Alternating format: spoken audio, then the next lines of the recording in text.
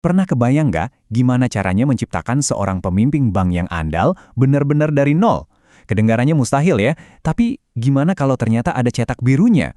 Hari ini kita bakal bedah tuntas sebuah sistem yang sangat terstruktur untuk mengubah karyawan baru jadi direktur bank di masa depan. Nah, ini dia pertanyaan besarnya. Ini tantangan utama bagi banyak lembaga keuangan, terutama Bank Perkreditan Rakyat atau BPR.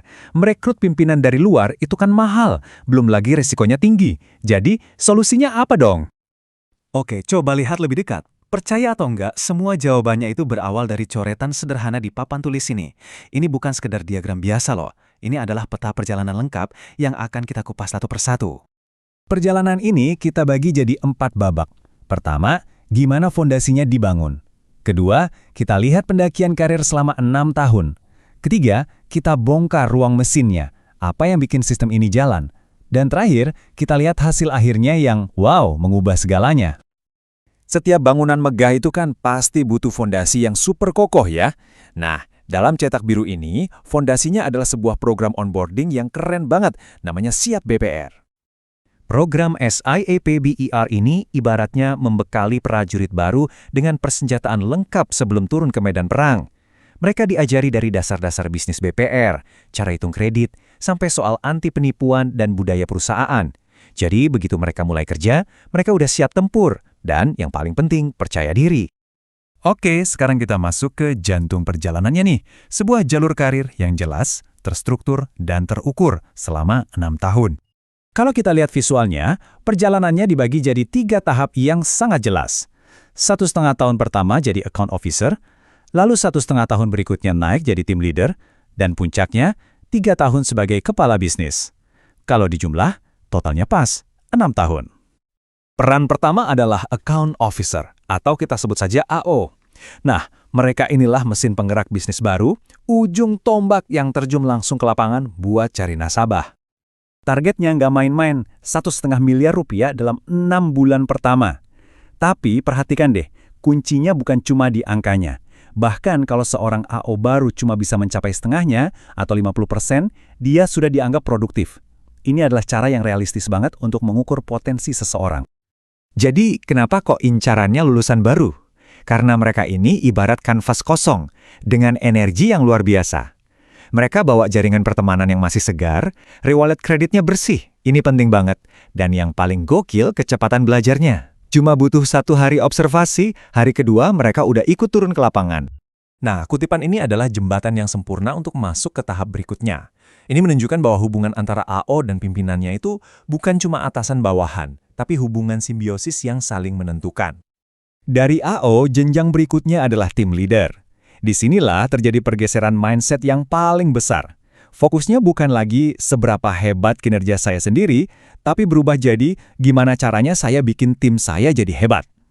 Ini adalah transisi dari seorang pemain bintang menjadi seorang pelatih. Dan ini dia, tahap terakhir sebelum jadi kandidat direktur, kepala bisnis. Di peran ini, sudut pandangnya harus jauh lebih luas lagi.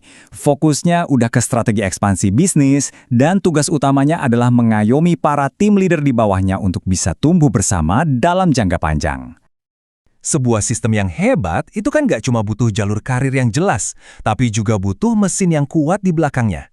Nah, sekarang ayo kita bongkar ruang mesinnya, yaitu struktur organisasi dan sistem insentif yang jadi bahan bakar dari seluruh perjalanan ini. Kunci stabilitasnya ada di prinsip yang namanya 2 kaki. Maksudnya gimana? Gini, seorang direktur bisnis itu minimal harus punya 2 kepala bisnis di bawahnya. Lalu, masing-masing kepala bisnis juga harus punya minimal 2 tim leader. Struktur ini bikin organisasi jadi kokoh, nggak bergantung sama satu orang saja. Dengan kata lain, organisasinya jadi anti rapuh. Keren kan? Coba dilihat betapa cerdasnya struktur insentif ini.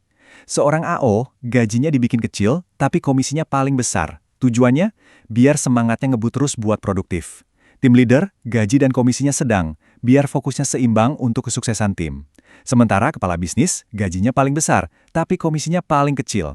Ini mendorong mereka untuk fokus ke gambaran besar, ekspansi dan membina tim. Semuanya jadi saling mendukung. Dan ini bagian yang jenius banget. Program ini ternyata bukan cuma buat kebutuhan internal. Otoritas Jasa Keuangan atau OJK itu kan punya syarat minimal 2 tahun pengalaman manajerial untuk jadi direktur. Nah, program ini sengaja dirancang untuk ngasih pengalaman 3 tahun. Artinya apa? Setiap lulusan program ini bukan cuma siap, tapi kualifikasinya udah melampaui standar regulator. Jadi, setelah melalui semua proses tadi, apa sih hasil akhirnya? Inilah keuntungan jangka panjang yang didapat dari penerapan cetak biru yang komprehensif ini. Buat para pemegang saham, ini adalah jawaban dari segala ketidakpastian. Mereka nggak perlu lagi berjudi dengan merekrut orang dari luar. Mereka sekarang punya pabrik pencetak direktur internal yang sudah teruji, berkualitas, dan siap ditempatkan dimanapun. Ini bukan lagi soal biaya, tapi sebuah investasi strategis untuk masa depan perusahaan. Pada akhirnya, seluruh sistem ini mengubah total cara kita memandang masalah suksesi kepemimpinan. Pertanyaan yang dulu sering bikin pusing, sekarang jadi nggak relevan lagi. Inilah pertanyaan reflektif yang jadi inti dari semua ini.